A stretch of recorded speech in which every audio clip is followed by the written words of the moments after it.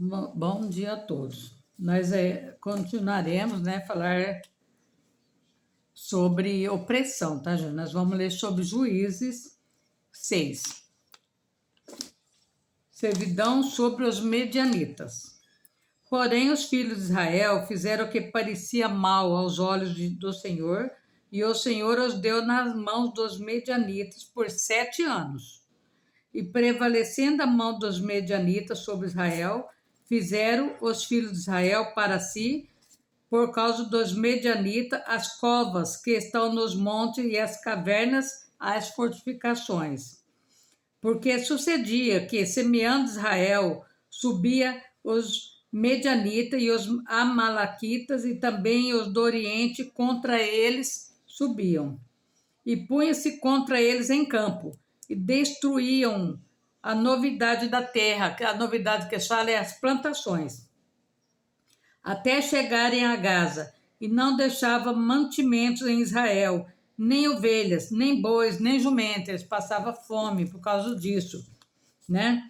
Porque sabia que os seus gados e tendas vinham como gafanhotos em tanta multidão que não se podia contar, nem a eles, nem aos seus camelos, e entravam na terra para destruir tudo.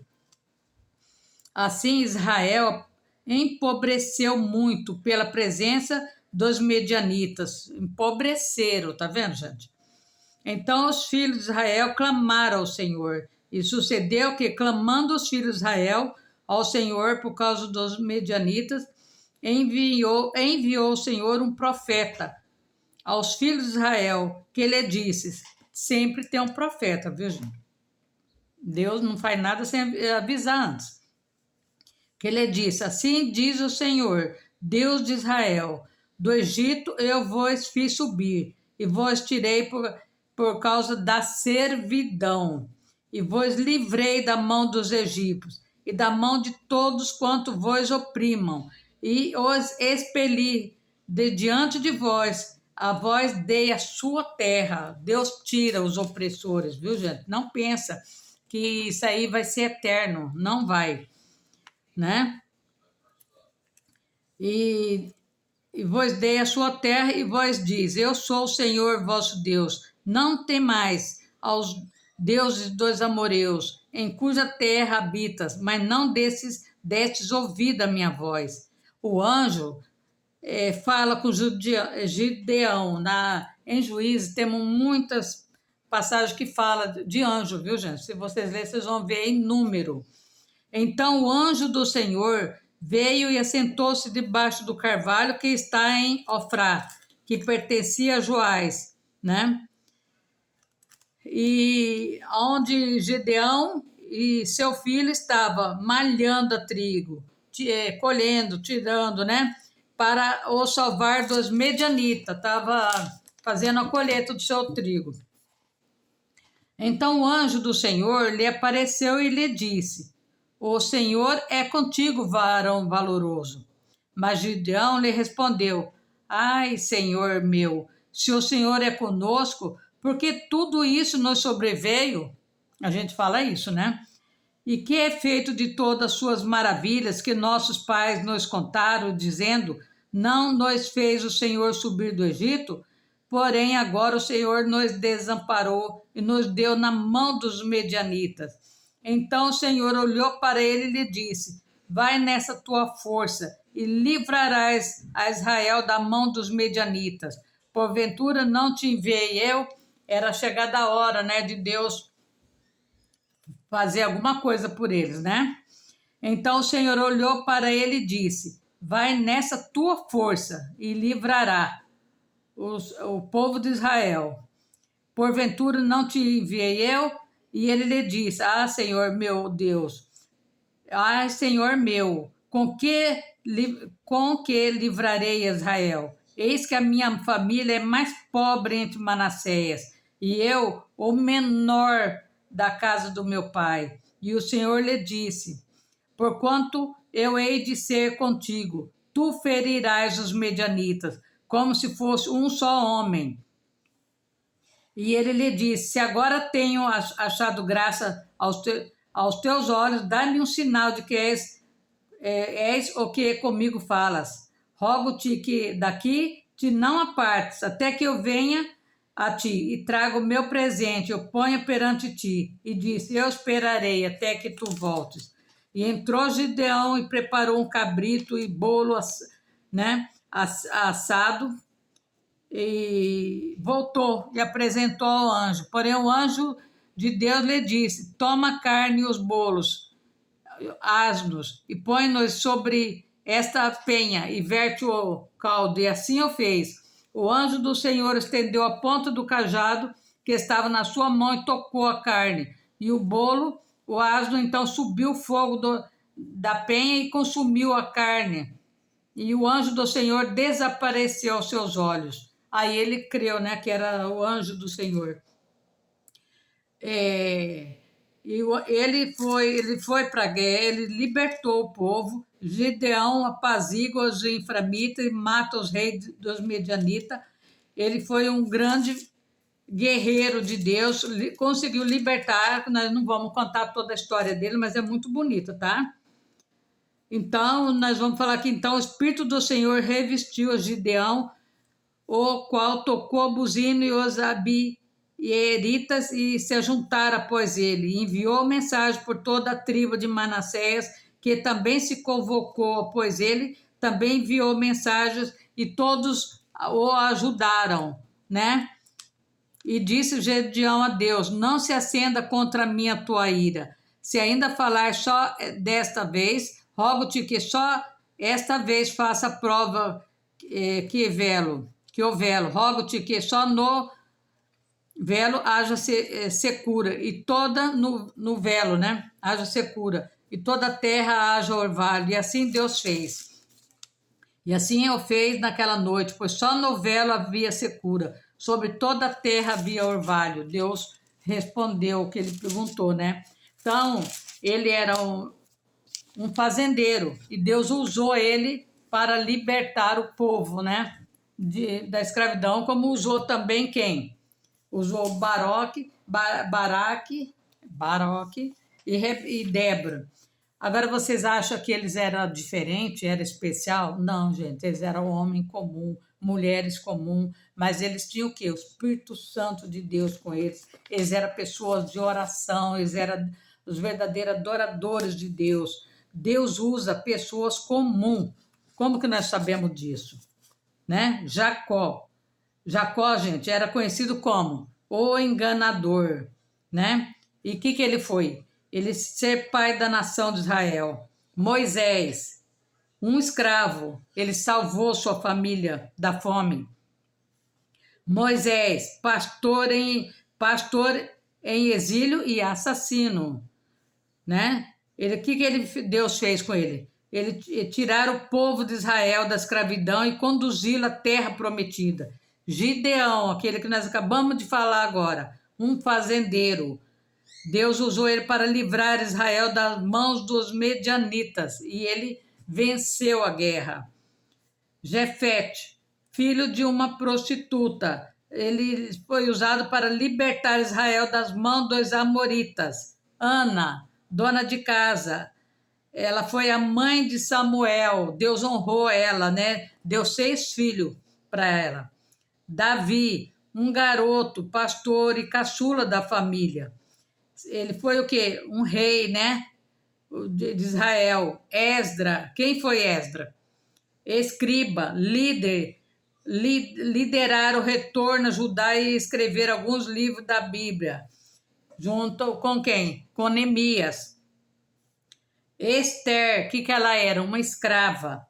E Deus usou ela para salvar seu povo do massacre. Maria, uma moça amável, né? Humilde. Que Deus usou ela para quê? Ser a mãe de Cristo. Mateus, o que ele era? Coletor de imposto. Que Deus usou ele para ser o quê? Ser um apóstolo e escritor de um dos 4 evangelhos. Lucas, médico grego. Deus usou ele para acompanhar Paulo e ser escritor de um dos 4 livros. Pedro, pescador, ser um apóstolo, um líder da igreja primitiva, escritor de 2 cartas do Novo Testamento e assim por diante. Deus usou a todos que ele quis, Deus capacitou, né? E quando Deus quer, não tem quem não queira, gente. Não é você ser o melhor. Deus é que vai escolher quem ele quer para trabalhar para ele, tá? Então, nós vamos ver aqui que o apelo especial às mulheres da tribo de Benjamim, de Judá, né? De Zabulon e de Neftali. Até os príncipes e os chefes têm necessidade de uma força que vem de mim apenas. É um livro muito interessante que fala como se fosse Jesus falando. Se fores fiéis às minhas ordens, eu não deixarei de ajudá-los. Essas 4 tribos estão ligadas de maneira especial. Lançou-se um apelo ao combate, só que elas devem ir contra os inimigos, mas não com espadas e flechas, e sim com cânticos de louvor.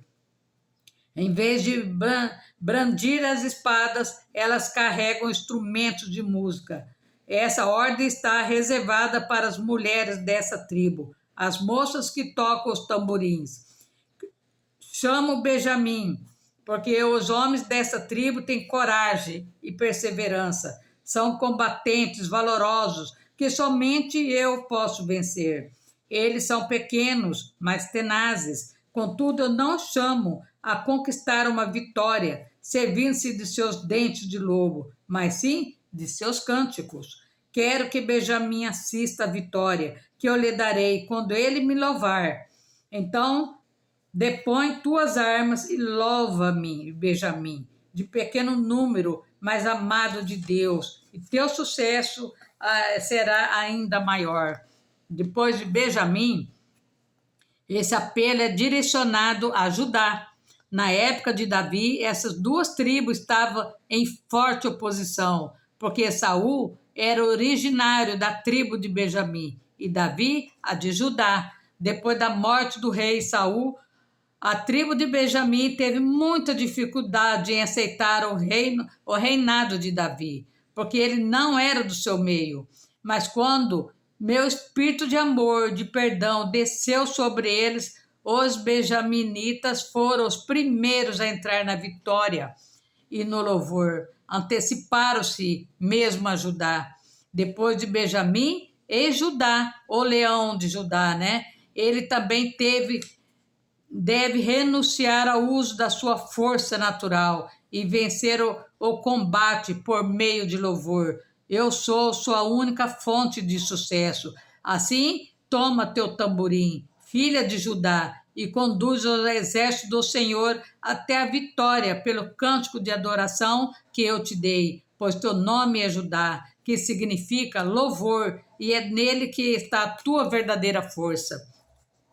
Este apelo para se ganhar o combate por meio de louvor também se dirige a Zabulon. Zabulon ama a harmonia melodiosa do mar, o bater regular das ondas sobre o rio. Tu que gostarias de abandonar a batalha, também é chamado a te engajar no combate com os cânticos de louvor. Dei a Zabulon a pena de escritor, e ele comporá para mim cânticos de louvor. Deixa, portanto, para trás teus navios e vem me honrar com teus instrumentos de música. Traz Neftali contigo, pois nas maiores batalhas sempre tendes lutado junto. Neftali, minha corça que corre livre, vejo-te saltando de uma colina a outra, respirando as brisas da liberdade que amas tanto. Congramo-te a abandonar os montes do Líbano para guerrear comigo naqueles campos de batalha sangrentos. Encharca o teu pé no sangue do teu inimigo, tu que amas subir até os pícaros nevados. Deves permanecer no sangue, mas traz teus cânticos de louvor que aprendeste nas alturas e programa-os no terreno difícil. Realiza minha vontade e cessa de lutar com teus recursos naturais mas confia em mim. A vós 4, Benjamim, Judá, Zabulon e Neftali, foi dada uma promessa especial. A força vos será dada. Ordenei a minha unção que vos fortificasse, e eu agirei convosco, através de vós de maneira sobrenatural. Não temais, conduzi minha tropa até a vitória por meio de vossos louvores nesse tempo do fim. Olha que bonito, né? Deus, ele capacita, né? Ele cuida e basta o quê? Nós confiarmos, né, nele. Nós não estamos sozinhos nessa guerra. Deus capacitou a tantos, Deus pode nos capacitar também, né, gente? Então, e o que nós podemos aprender com tudo isso? Vocês sabem com o que nós podemos aprender? Alguém sabe? Qual lição que nós podemos levar de tudo isso que nós falamos? O relato, gente, sobre esses homens valentes de Deus ensina-nos importantes lições. Problemas e frustrações certamente afligirão os que excluem Deus da sua vida. A liberdade de várias espécies de opressões é possível aos arrependidos que recorram a Deus e exercem fé neles. Naquela época ele já lutava pela sua liberdade, né? A liberdade é muito importante para o ser humano. Não devemos nós também cultivar o espírito da obediência, mesmo quando os requisitos de Deus parecem contrariar o raciocínio humano. Podemos ter certeza de que suas instruções sempre serão para o nosso benefício. É permanente. Baraque só conseguiu desbaratar o exército estrangeiro porque tinha fé. Débora também, Gideão e todos eles, né? Então, a gente tem que pôr sempre Deus aonde? Na frente. Em qualquer batalha que nós estivermos, sempre lembre que Deus é maior. Não existe ninguém maior do que Deus, tá? Hoje estamos passando por grandes tribulações. O que nós devemos fazer? Gente, orar. Orar, confiar, jejuar, ler a Bíblia, ser fiel a Deus, né? Quem sabe a nossa batalha é mais rápida do que nós imaginamos, né? Então vamos orar? Senhor Deus Todo-Poderoso, agradecemos, Senhor, por tudo isso que acabamos de ler e de falar, Senhor. Espero que muitos tenham entendido que só o Senhor é Deus. Que o Senhor faça um grande mover na vida de cada um, Senhor. Abençoe a todos que estão comigo nesse momento, Senhor. Abençoe aqueles que são inscritos, os que não são inscritos, que o Senhor sabe do problema de cada um. O Senhor entra no lar deles e faça um grande mover, meu Pai.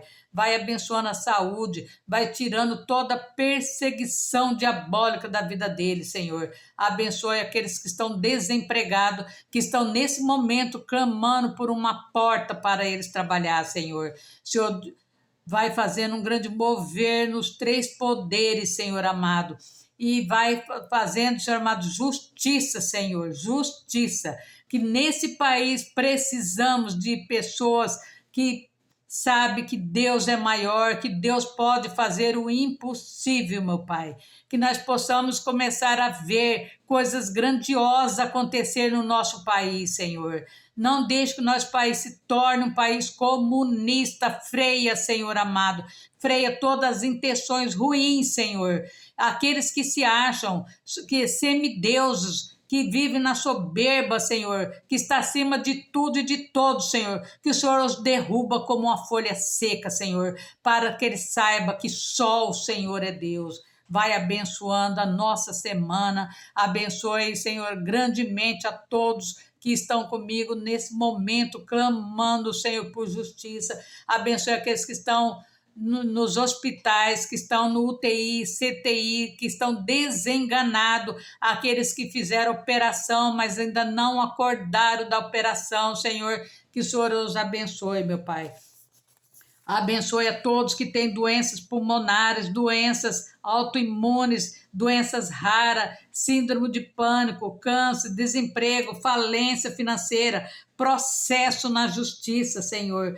que o Senhor vai fazendo um grande mover no nosso país, Senhor. Abençoe o nosso agronegócio, Senhor. Abençoe, meu Pai. Em nome de Jesus, coloca pessoas guerreiras, Senhor, em cada rua dessa cidade, Senhor, para lutar pelo teu povo, Senhor, no sangue de Jesus e no poder de Deus. Amém. Amém. Muito obrigado. Até a próxima. Fica com Deus. Vamos compartilhar, vamos continuar firme. Nós vimos aqui quantas coisas Deus já fez, já livrou o seu povo. Se Deus livrou ele, Deus pode nos livrar também, tá? Que Deus é o mesmo, ele não mudou, ele é o mesmo, ele é o mesmo Deus de ontem, de hoje e eternamente, tá? Vamos continuar firme, fazer a nossa parte, que Deus está fazendo a dele, tá? Então, muito obrigado. E se vocês quiserem deixar algum pedido de oração, vocês escrevam, que eu estarei colocando no meu caderno de oração e vamos orar por todos, tá bom? Obrigado. Até a próxima.